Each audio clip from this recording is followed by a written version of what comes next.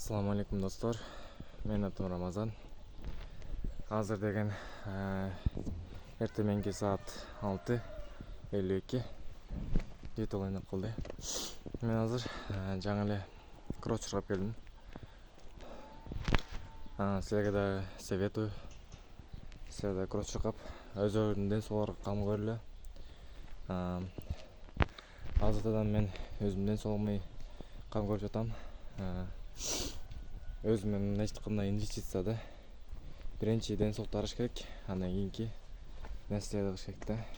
Андан кийинки жумуштарды кылыш керек.